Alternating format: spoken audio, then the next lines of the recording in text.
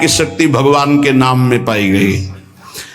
जैसे किसी वैज्ञानिक कैंसर के विशेषज्ञ जब उन्होंने सरकार की बात सुनी कि दतून करते हैं ऐसे, तो उन्होंने कहा इसका विज्ञान सपोर्ट नहीं करता है, क्योंकि विज्ञान प्राकृतिक बुद्धि का सपोर्ट करता है।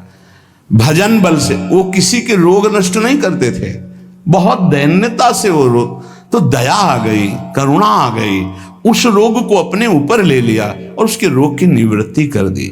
जैसे भाई जी को करुणा आई, राधा बाबा के रोग को अपने ऊपर ले लिया, उनको रोग की निवृत्ति कर दी। ऐसे महापुरुष जन कर नाम से वो अपने रोग नहीं मिटा सकते थे क्या? अपना पैर कटवा लिया, अपना नहीं करते, क्योंकि लिया है उन्होंने स्वीकार। यही तो संत महापुरुषों की महिमा गाई गई है कि वो दूसरों के लिए अपने कष्ट को बढ़ा देते हैं और उनको पता नहीं है, उनको पता भी नहीं चल। राधा बाबा को तो श्री कृष्ण चंद्र जी ने कहा कि जो भाई जी महीनों से अस्पताल में पड़े, ठीक नहीं हो रहे, वो आपका प्रारब्ध भोग रहे। तब बाबा जाकर के बोल, भाई जी ने कहा क्यों व्यर्थ की बात कर। जब उन्होंने कहा नहीं श्री कृष्ण ने कहा है, तो उनका बाबा हमें कोई फर्क नहीं पड़ता, लेकिन आपको फर्क पड़ जाता, इसलिए हमने प्रारब्ध को आपके स्वयं ले लिया है। नाम जप से अच्युतानंद गोविंद नामोच्चारण भी सजात नश्यन्ति सकला रोगा सत्यम सत्यम बदाम्यहम। अब आप एक प्रसंग पर ध्यान दीजिए, महाप्रभु चैतन्य देव के जब तीर्थ याटन में महाप्रभु चैतन्य देव विचरण कर रहे थे, तो एक नगर में गए जहां जाते थे हजारों लाखों लोग उनके दर्शन के लिए दौड़ पड़ते थे। महाप्रभु साक्षात प्रेम मूर्ति, और भगवान करुणा करके ऐसे रूपों में आते हैं जगत मंगल करने के लिए। हरि बोल, तो पूरा समुदाय भावावेश में हो जाता, हरि बोल, मोर प्राणनाथ कृष्ण, अश्रुप्रवाह तो सब विकल हो जाते हैं। जैसे भरत जी चित्रकूट में सिया राम, तो पूरा चित्रकूट मानो सिया राम में हो गया हो। उस नगर के लोग परमानंद का लाभ लिए, महाप्रभु चैतन्य देव चल दिए। तो एक वासुदेव कुष्ठी थे जिनके गलित कुष्ठ शरीर में था, वो चल नहीं सकते थे, तो घुटनों के बले से रगड़ रगड़ करके वहां आए। जब वहां आए तो भीड़ लगभग जा रही थी, तो उनका कहाँ गए वो सन्यासी महापुरुष जिनके सब दर्शन करने आ रहे थे, मैं नीच भी दर्शन करने आया, कहाँ गए? बोले वो तो चले गए। बहुत विकल हुए, रो पड़े कि वैसे ही दुर्दशा भोग रहा हूं, एक बार नाम सुना था, दर्शन पाने के लिए आया, वो तो चले गए। हाय अब कैसे, मैं चल भी नहीं सकता, दौड़ भी नहीं सकता। इतनी विकलता कि महाप्रभु एकदम खड़े हो गए और दौड़ पड़े वापस और लौट करके आए।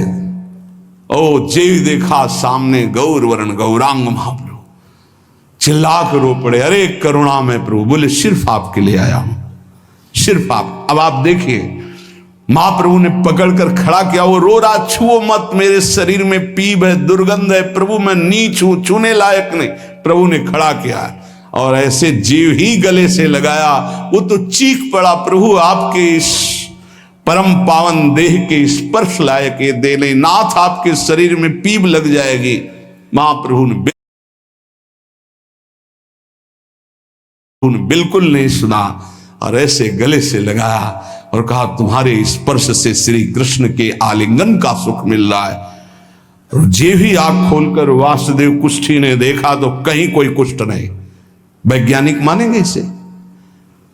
आप चैतन्य चरित्र में पढ़ लीजिए, जे ही महाप्रभु चैतन्य देव ने आलिंगन किया, एक भी कुष्ठ का दाग नहीं रह गया। क्या हुआ? कृष्ण नाम का प्रभाव।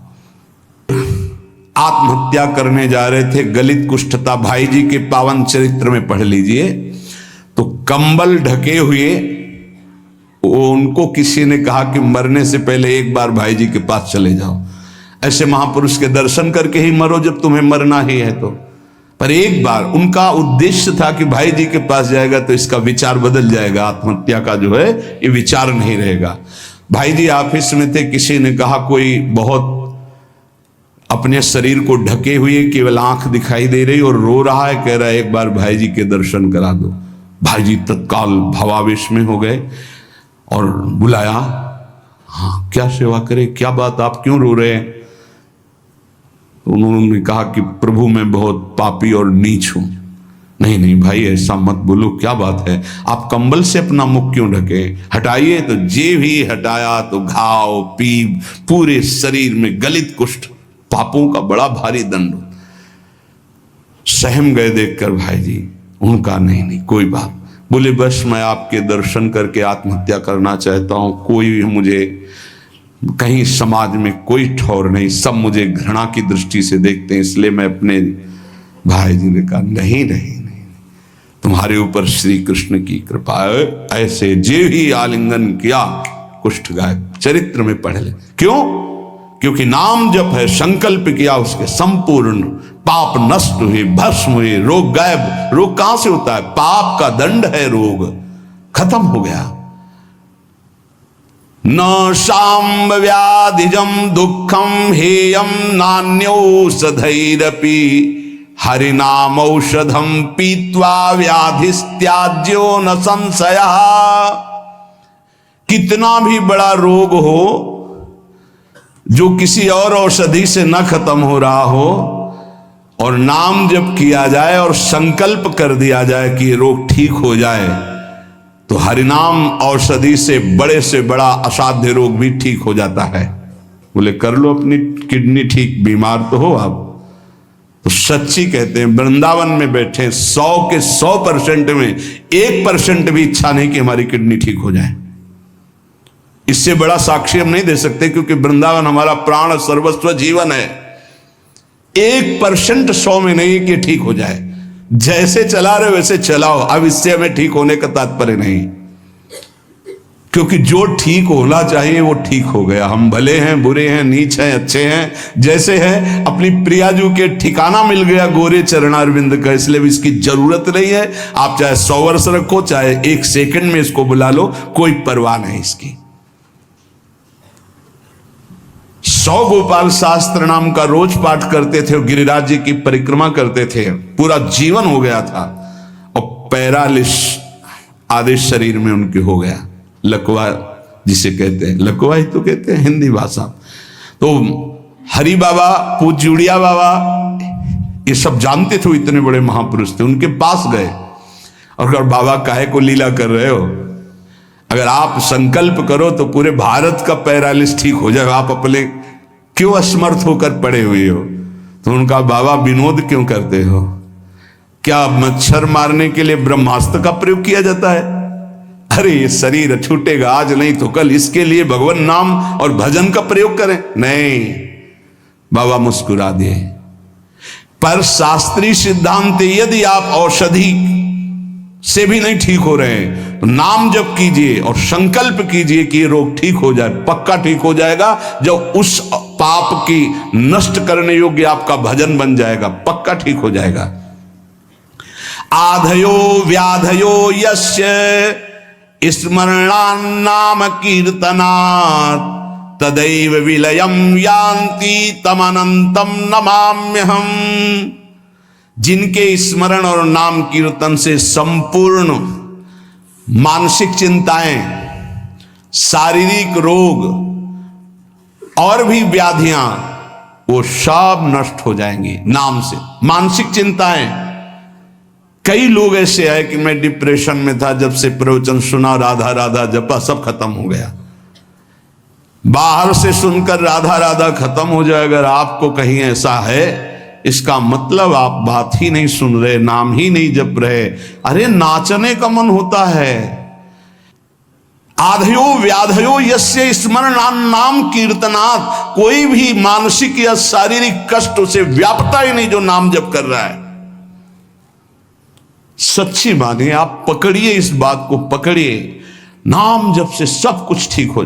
एक बहुत डिप्रेशन में यही आए हुए थे, उनको हमने बताया सबके जूते साफ करो, यहां सबकी पादुका साफ करो, वाणी पाठ में बैठो, और पाओ श्री जी की जूठन, ठीक हो जाओगे। ये कोई आशीर्वाद नहीं था, ये पाप नष्ट करने की प्रक्रिया थी। जब आप सबकी पादुका साफ करोगे तो आपके सारे पाप नष्ट हो जाएंगे। पर देहाभिमान प्रबल, पादुका हम सबकी, ये बहुत बड़ी बात है। बड़े सौभाग्यशाली जिनको ये रहस्य पता चल जाए कि सब संतों के बाथरूम साफ करने का अवसर मिले, पादुका साफ करने का अवसर मिले, जूठन फेंकने का अवसर मिले, तो अहो भाग्य, जीत गए आप इस माया पर यह बात सबकी समझ में नहीं आएगी, क्योंकि अभिमान नष्ट होता है। जिस समय आप दूसरों की पादुका साफ करेंगे उस समय आपके पाप और अभिमान दोनों का नाश हो जाएगा। पर ये बहुत कठिन बात है, बहुत कठिन बात है। सब लोग खड़े हैं और आप उनकी पादुकाएं, और कोई कठिन बात नहीं। आप गुरुद्वारा जो साहब कहते हो, वहां चाहे आप जितने बड़े पदाधिकारी हो, वहां अगर सेवक हो तो वहां पहले जोरी सेवा मिलती, पादुका की सेवा करो, और सब करते हैं। सर्वरोगोपशमनम सर्वोपद्रव नाशनम शांतिदम सर्वरिष्टानाम हरे नामानुकीर्तनम।